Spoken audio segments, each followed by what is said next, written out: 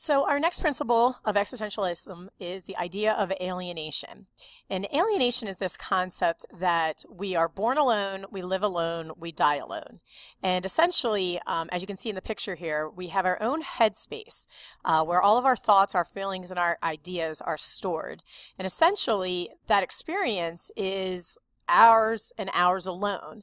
And yet, there is this desire as humans to be understood and to feel like we are validated in the way that we experience this existence. So that impacts the way we live our lives, this desire to want to be connected to other people. So essentially what happens is we have this situation here of this couple who's out on a date. Okay, so you have a boy and a girl, and the gentleman turns to her and says, I thought after dinner we could possibly go see a movie. Okay, so because he's in his own headspace and she's in her own headspace, they're going to interpret these situations differently.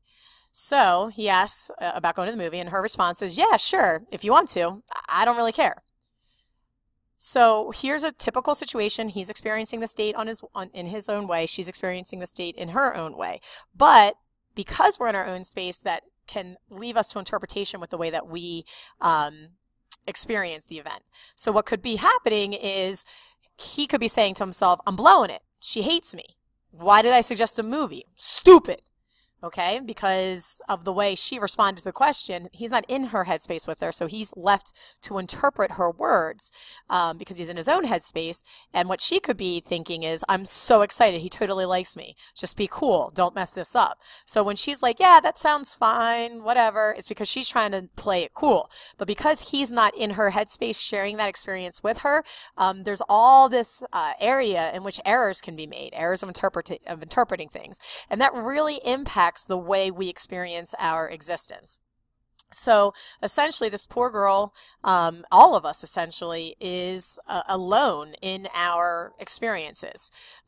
So we have our own thoughts, we have our own ideas, and essentially we really want to try to connect and be able to understand what other people are experiencing. So the other part of this is that in our own alienation, that leaves us to be vulnerable. And essentially what's happening is there's an increase of science and mathematics that have created an ever-increasing rational ordering of men in society.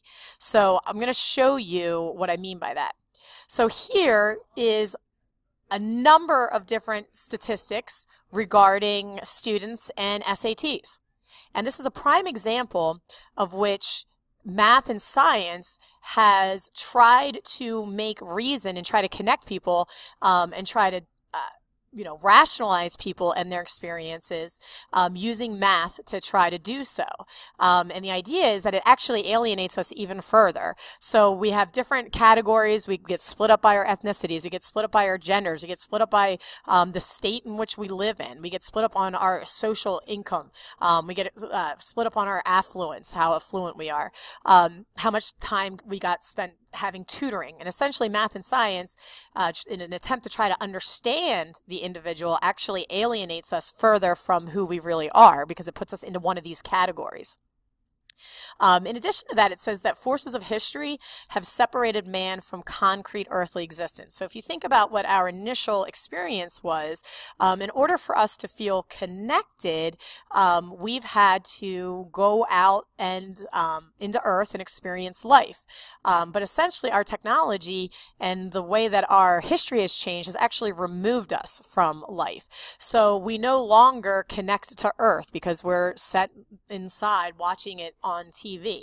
And the idea is that we actually are creating a more alienated society because of forces of history, technological advancements, the way that we live our life, our cultural changes has actually removed us from connecting with the outside world, and as a result shoved us kind of deeper into this own idea of being alienated, into our own headspace where we're not actually experiencing life. In addition to that, there's also been this horrible increase in tools of war. So in the 1800s, men were depicted as powerful. Because if you look here, here's a scene from the Battle of Gettysburg, Civil War. So here you have men who are going to fight other men. If you notice, they're face-to-face. They're going to do hand-to-hand combat, and essentially the strongest man will win in this scenario. So you know who you're fighting, you know who the enemy is, you're looking them in the eye, and that there's a power associated with that. However, after World War II, on the right, you're going to see that's the dropping of the A-bomb. And essentially what ends up happening is thousands and thousands of people are killed by a man they never met, in a country that they never visited. And there's this idea that we have become even more alienated from our existence because we innately know that we have no power. That if a person on another country, thousands and thousands of miles away, that we have never met, has the ability to take us out with the push of a button, that changes the way we view our existence.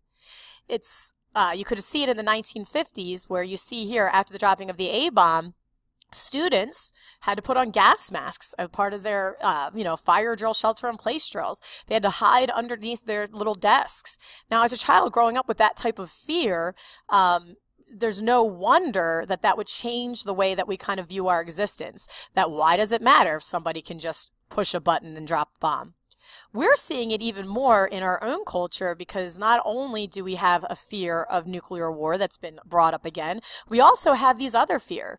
You can't go to school. If you go to school, there's a chance that some angry person could run in and shoot you all up. Can't go to the movie theaters because who knows, some angry person might be able to come in and shoot you up. Don't go on vacation, hop on a plane, or go to work. Well, you never know. Somebody could just drive an airplane into your building. Or, hey, how about go to a concert? Well, why go to a concert if somebody can just shoot you up? And essentially, because of all these things, all these forces of history, it's really made us feel alienated and powerless. And as a result, it does change the way we view our human existence. So there's a lot of questions about the way that we view ourselves. And essentially, the existentialist says we need to be able to understand that these factors influence us. And they really do influence us on a number of different levels and in very personal ways. So again, there is this idea, to summarize, that we are alone in our headspace, that we come into Earth alone, we experience life alone, and we die alone. And in addition to that, there are forces that are far more powerful than us that make us feel even more powerless, which makes us feel more alone. So that's the principle of alienation.